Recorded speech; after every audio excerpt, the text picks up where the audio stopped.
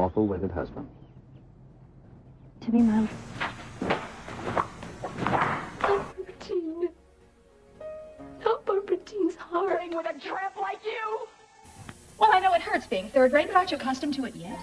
Oh, Robin, I see you. I myself the slut of Springfield! Son of a bitch in heat. I found out myself what love is all about. Hey everybody, it's me, Nikki.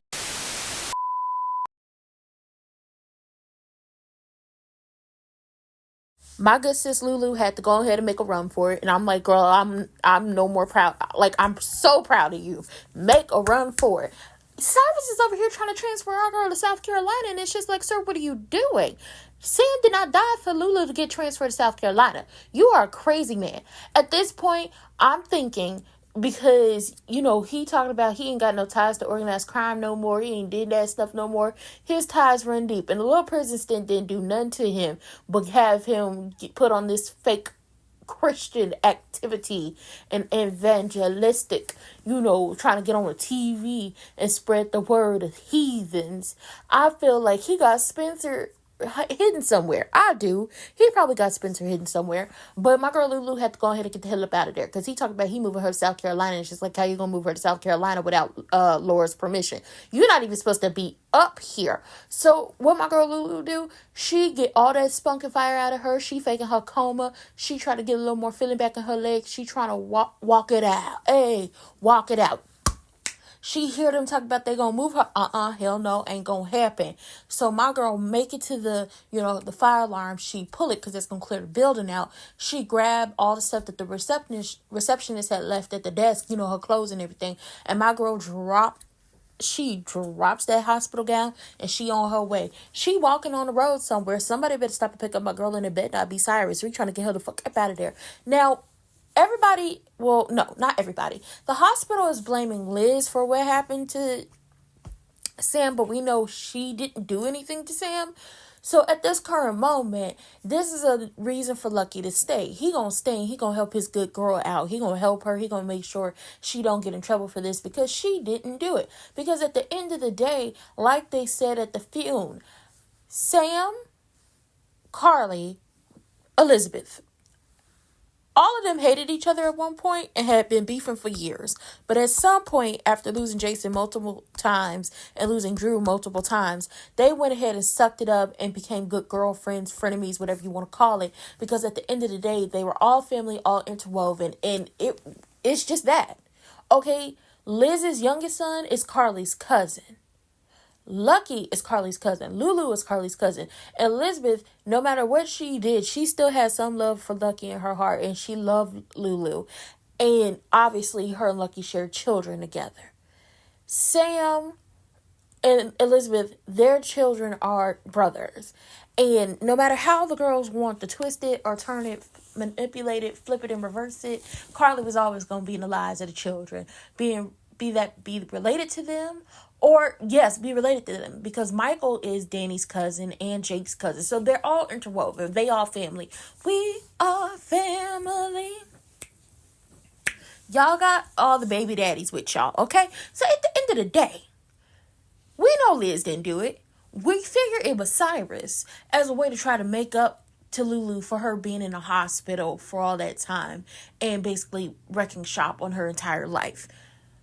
But now Lucky has another reason to stay, and it's just like, hallelujah, thank you, Jesus, want to do it. Now, somebody better call Laura. Somebody better call Lucky. Where the hell is Cousin Val? And somebody go ahead and get Ethan on back. And somebody, listen, I know he's not going to return until a certain somebody is out of a job, but I'm waiting for Luke to just pop up one good time. Surprise, cowboy, I'm alive. Like, come on now. Come on. We need it. Now, this whole Kai and Trina and Gio and Jocelyn stuff, listen, this about to be real messy. Because Dex is prompting Kai to, get to know Trina. She real good. She cool people. And Gio and Trina are kind of pushed together, and well as Jocelyn, after, they've been called to trial for what happened down at the pool. it's just like, this is about to get messy, and I hope this isn't a Gio, Kai, Trina love triangle. We don't need this, because when Spencer comes back, it's going to be a square. And the question is, who she love? Now, speaking of the trial, is trial. Everybody there, everybody testifying. Rick told Christina, you're lying about,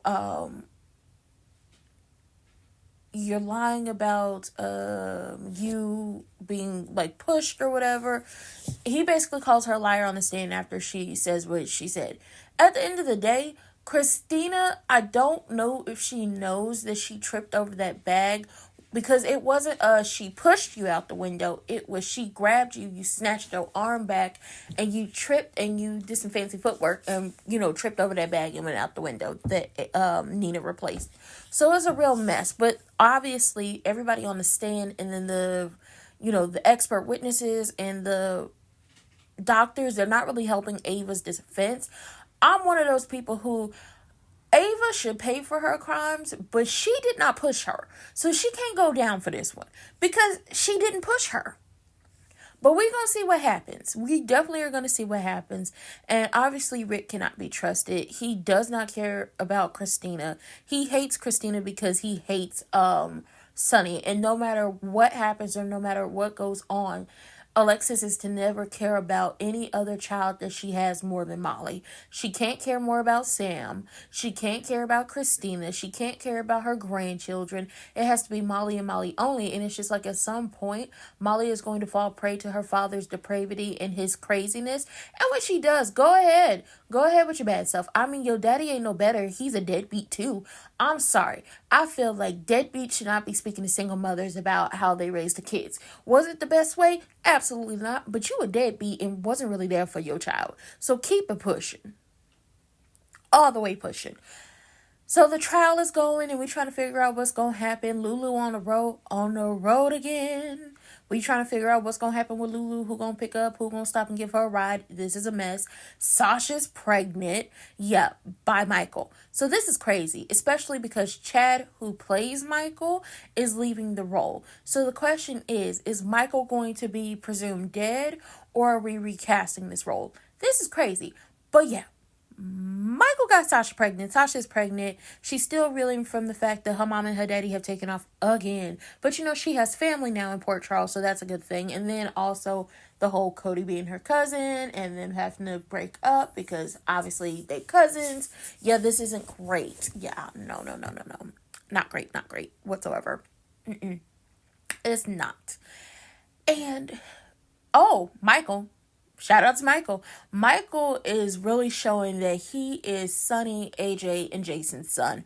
Why? Because he's about to pull some manipulative tactics to get back at Drew for sleeping with his wife. Not just kissing, but for sleeping with his wife. And he does it by going to talk to Curtis and telling Curtis, listen, you were promised the CEO position, but I guarantee you, when he goes to Washington, you're going to be back in wellness. And Curtis is like, oh no, he didn't promise me anything. But it's just like, Curtis, he did promise you that CEO position. I don't know why you're sitting up here trying to placate or trying to make it seem like your good friend, your good Judy, did not promise you the position of CEO. Because that's what he did. That's what he did, Miss Girl. That's what he did, okay?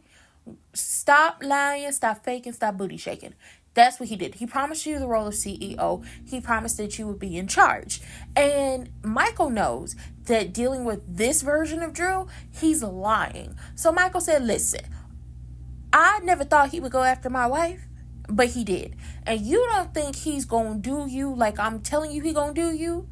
But I'm just going to say this. Since you don't want to believe me, since you being loyal, how about this? If I get the evidence, or if it happens the way I say it's going to happen, we team up and get him out of Aurora. How about that? All I'm asking is you listen to me, baby. That's all I'm asking. So we get down to the Quartermains, and Drew has a meeting with Michael, and Curtis is calling Drew. And Michael's like, you gonna get that? He was like, oh no, it's Curtis. I'll call him back. So he's declining Curtis's call. And Curtis is like, down to the gym. He like, I don't know, Jordan. Something ain't right here, something, And Jordan's like, oh no, maybe it's just because, he has a lot on his plate getting ready to go to Washington.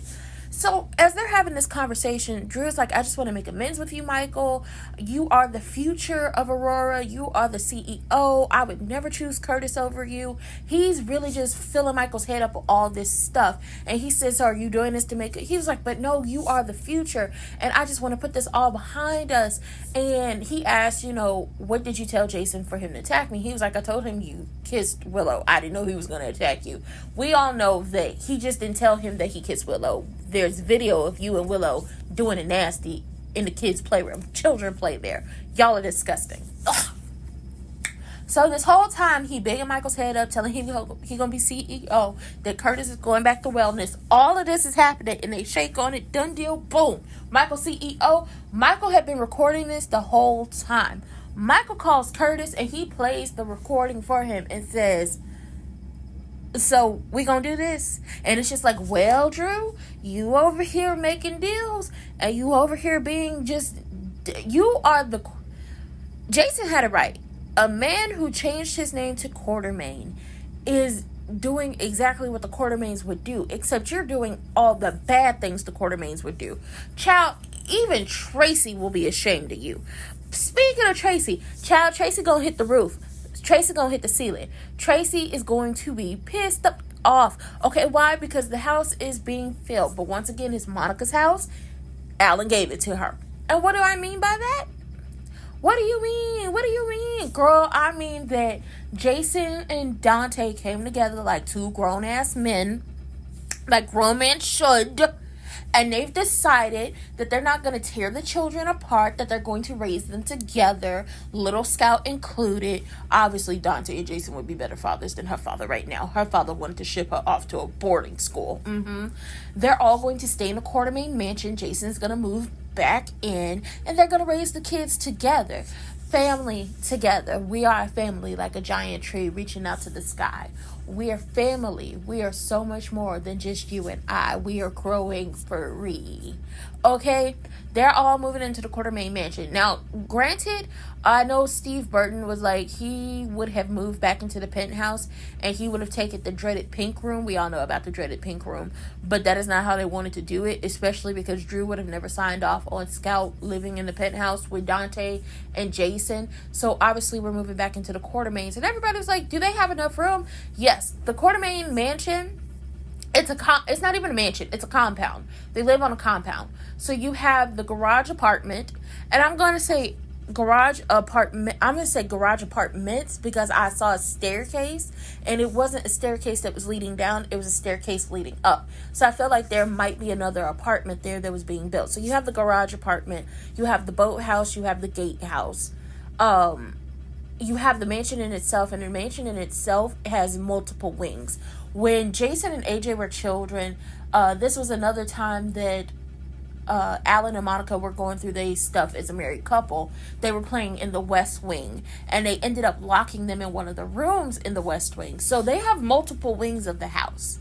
You also have servants' quarters, and then looking across the lake from the living room, you could see Susan Moore, which is Jason's biological mother. You could see her cottage, and I believe the Quartermains own that too, which this would be a good way to bring back the cottage. And if y'all gonna keep this whole Drew and Willow sleeping together thing up, bring back the cottage and be like, oh, I want to live in a cottage or whatever, because that cottage had once belonged to Bobby Spencer and D.L. Brock. So it's a compound. There's enough room for everybody. And then there's like different properties all over. So obviously we got a lot of room, because at one point Morgan lived with Kiki in the boathouse.